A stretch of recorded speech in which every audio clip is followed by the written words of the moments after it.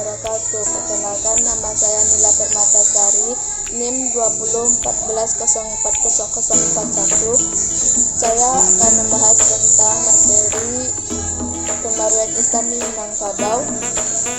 Saya membuat video ini untuk memenuhi tugas ilmu budaya Minangkabau, yang mana dasar pengampunya adalah Bapak Muhammad Nasir SSMA.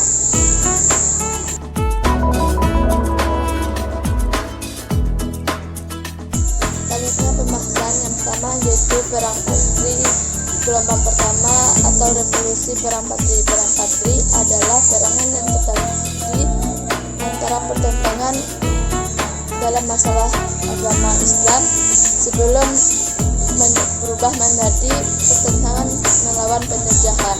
Perang Patri terjadi di Sumatera Barat, terutama di kawasan Pagaruyung pada tahun 1803 sampai 1838. Sebab terjadinya Perang Patri, yang pertama adanya pertentangan paham antara kaum Wahabi yang ingin memurnikan ajaran agama Islam yang terdiri dari kaum pemangku dan bangsawan. Yang kedua, adanya kebiasaan buruk yang disahkan oleh pemangku adat. Yang ketiga, adanya pertentangan antara hukum adat dengan hukum agama Islam. Yang keempat, terjadinya perebutan pengaruh antara kaum adat dengan ulama. Yang kelima, adanya campur tangan bangsa barat dan perebutan kekuasaan. Sebab khusus terjadinya Perang Patri, pertemuan antara kaum adat dengan ulama untuk menyelesaikan sebuah persoalan yang selama ini di Koto Tangah. Peperangan Patri pada gelombang pertama. Perang Patri pada gelombang pertama ini terjadi di Kota Lawas yang dipimpin oleh Datuk Sati.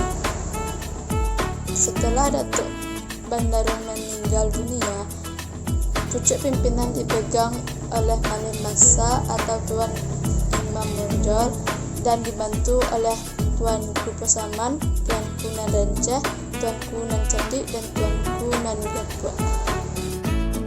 Yang B, Perang Patri gelombang kedua. Setelah berakhirnya Perang Diponegoro dan pulihnya kekuatan Belanda di Jawa, Hindia Belanda ingin menundukkan kaum Patri dengan didasari keinginan untuk memperluas penanaman kopi yang sedang meluas di kawasan darat sampai abad ke-19. Komoditas perdagangan kopi merupakan salah satu produk andalan Belanda di Eropa. Selanjutnya, untuk melemahkan kekuatan lawan, Belanda mulai menyerang Nagari Pandai Singka sekaligus melanggar perjanjian yang telah dibuat sebelumnya. Kawasan ini merupakan salah satu kawasan yang mampu memproduksi misiu dan senjata api, dan kemudian untuk memperkuat kedudukannya, Belanda membangun benteng di Bukit Tinggi yang dikenal dengan nama Benteng Verdekop. Di awal bulan Agustus 1831, Lintau berhasil ditaklukkan, sehingga dengan demikian Luhak Tanah Datar dan Luhak 50 berhasil ditaklukkan.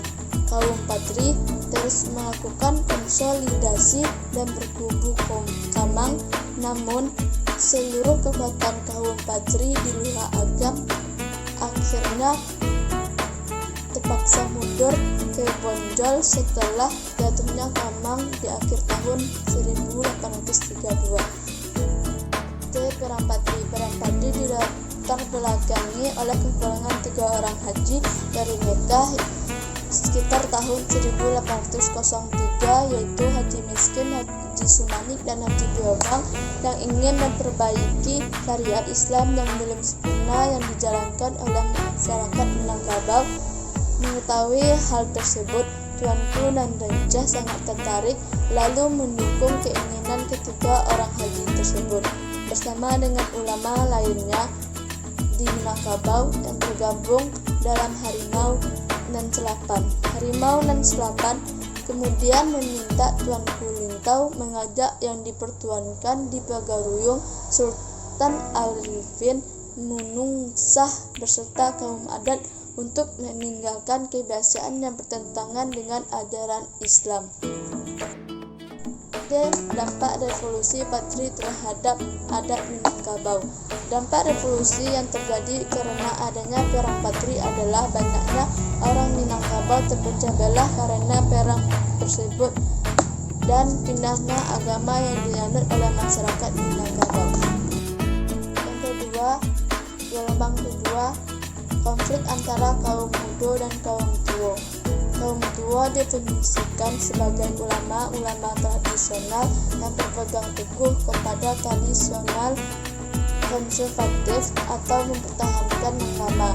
Menurut Martin van Buijsen, pada masa kolonial Belanda, kekhawatiran Belanda cukup besar dengan segala bentuk kegiatan kaum tradisionalisme yang mana kaum tua bergabung pada tarekat.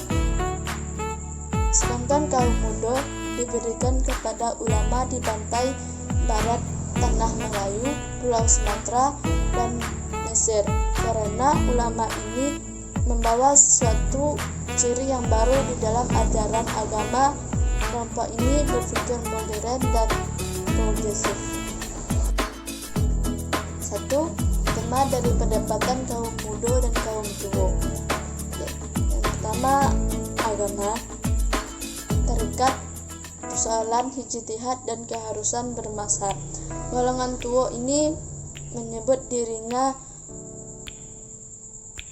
menganut sejati dari paham ahlu sunnah wal jamaah dalam bidang akidah dan mazhab Imam Syafi'i di dalam bidang syariah. Sedangkan kaum muda dia melakukan pembaharuan agar masyarakat Minangkabau kembali ke ajaran Nabi Muhammad SAW dan tidak lagi mempercayai pada tarekat yang percaya oleh kaum tua.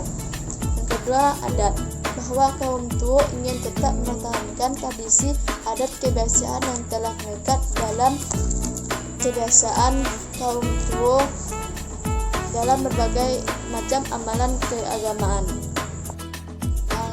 Yang ketiga yaitu pendidikan. Pendidikan pada kaum tua ini dilakukan di surau.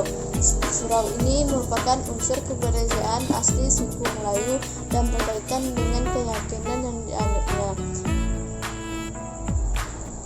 Selanjutnya, pendidikan bisa dilakukan di madrasah atau sekolah setelah adanya kaum muda, karena kaum muda membawa pemahaman Islam yang sangat besar. Selanjutnya, dampak pembaharuan gelombang kedua. Terbentuknya dua golongan, yaitu golongan muda dan golongan tua, yang mana menyebabkan pembaharuan Islam di Minangkabau ke arah yang modern daripada sebelumnya. Hanya itu pembahasan saya tentang pembaharuan Islam di Minangkabau. Saya akhiri. Assalamualaikum warahmatullahi wabarakatuh. Terima kasih semuanya.